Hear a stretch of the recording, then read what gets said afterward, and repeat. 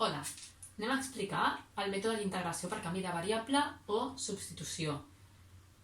No és fàcil, per tant posaré primer 2 exercicis, després potser gravo un altre vídeo amb 2 exercicis més i a partir d'aquí ja us posaré exercicis perquè aneu fent.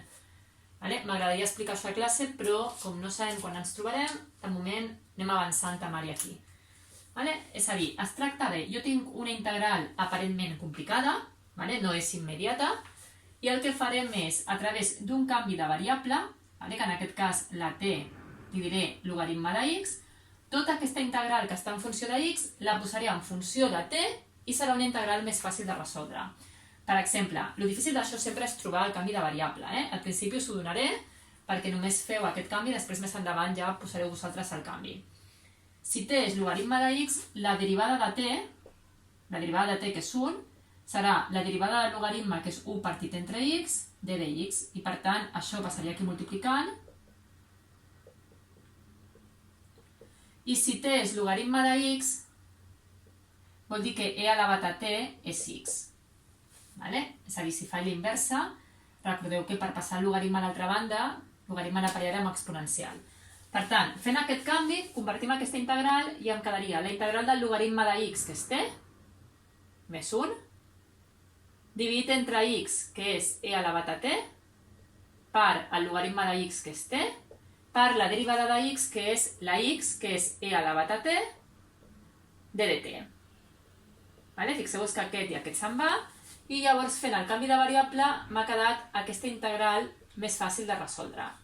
Perquè fixeu-vos que aquesta integral serà el mateix que la integral de t entre t més 1 partit entre t,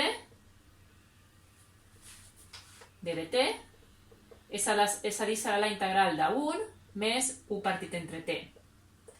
I això és directe. Fixeu-vos que em quedarà que és la integral de 1, que és t, i la integral de 1 partit entre t, que és el logaritme neperià de t.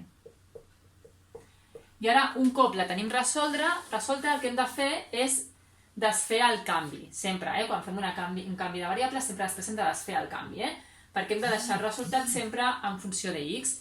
I per tant, aquí la t és logaritme de x i el resultat final serà el logaritme de x més el logaritme del logaritme de x, més t, és a dir, canviem la t per el logaritme de x.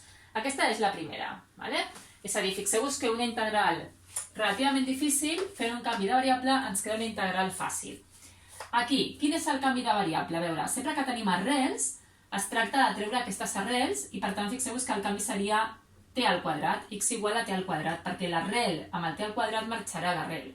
Si jo faig aquest canvi, la derivada de x és 2t derivada de t. I aquí, quan jo desfaci el canvi, fixeu-vos que t serà el mateix que arrel de x. I per tant, vinc aquí i tinc 1 menys arrel de x, que serà... Ja sé que arrel de x directament és t, per tant ja podria posar t, o si voleu, l'arrel de x que és t al quadrat, dividit entre l'arrel de x que és t al quadrat, però ja fixeu-vos que podria posar directament t, per d de x que és 2t. I per tant tindrem la integral de 1 menys t, dividit entre t, per 2t.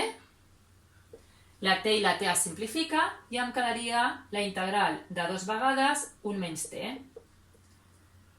Recordeu que la integral és lineal, per tant el número pot sortir fora.